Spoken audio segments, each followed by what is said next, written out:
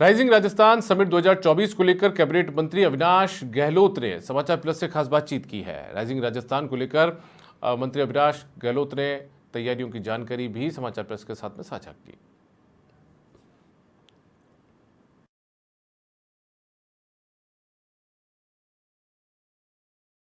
सरकार द्वारा rising Rajasthan investment summit का आयोजन किया जा रहा है, जिसमें भारी तादाद में निवेश राजस्थान में देखने को मिलेगा। राइजिंग राजस्थान पे बात करने के लिए हमारे साथ हैं मंत्री अविनाश गहलोत।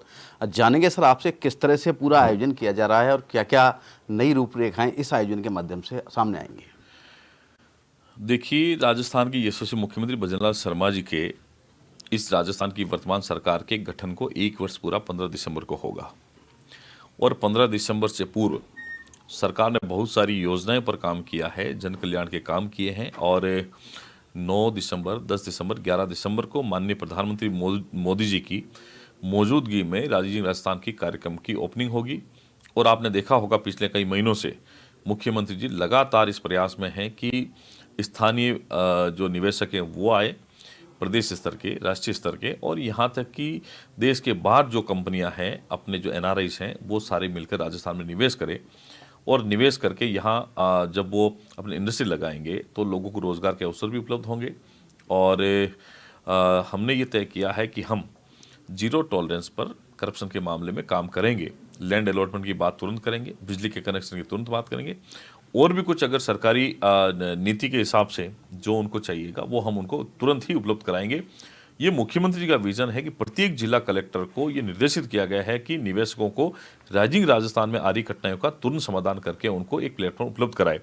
तो ये बहुत बड़ा इवेंट है जिसमें लाखों करोड़ों रुपए के MOU हुए हैं और निश्चित ही ये धरातल भी होंगे। ये पहली सरकार है भजनलाल जी के नेतृत्व वाली जिसने अपने गठन के पहले ही वर्ष के अंदर प्रथम वर्ष में इतना बड़ा काम किया है। आपको पता होगा राजस्थान की कुल इकोनॉमी 15 लाख करोड़ की है, लेकिन हमने इसको 15 लाख करोड़ रुपए के बराबर MOU कर लिए हैं, इससे ज़्यादा MOU हुए हैं।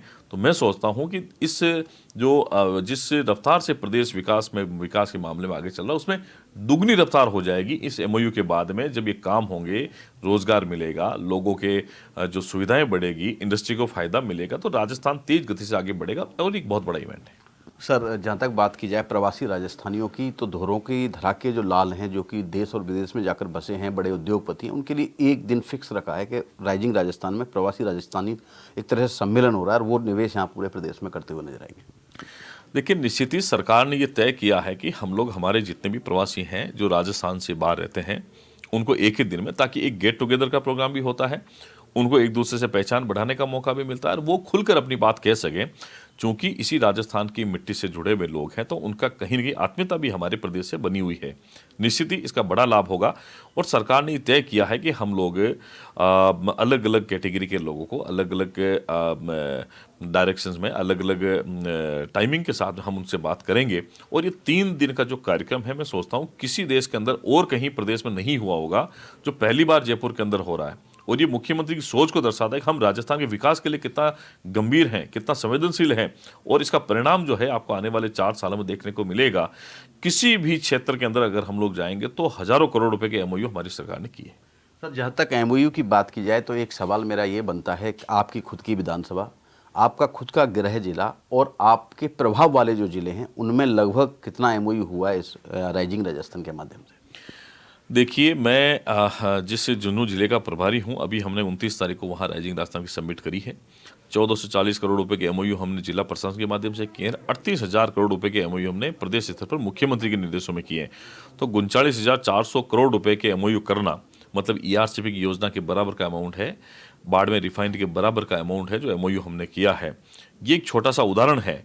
और 2300 करोड़ रुपए का MOU हमने चूरू, जहाँ का मैं प्रभारी, वहाँ किए हैं। और हजारों करोड़ रुपए के MOU वो हुए हैं हमारी जो गृह जिला है ब्यावर, उसके अंदर भी। मैं तो ये कह रहा हूँ पूरे प्रदेश के अंदर हजारों करोड़ रुपए के MOU हुए हैं। आप कहीं भी अगर देखेंगे तो 1000 करोड़, 1500 करोड़, 2000 करोड़ से नीचे के MOU नहीं हुए हैं।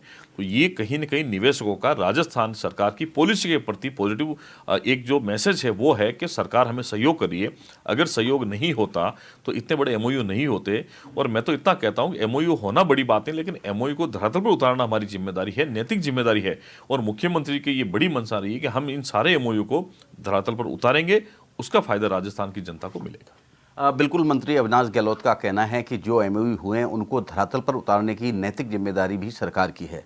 वीडियो जर्नलिस्ट धनुष सिंह के साथ मनोज शर्मा, समाचार प्लस न्यूज, जयपुर।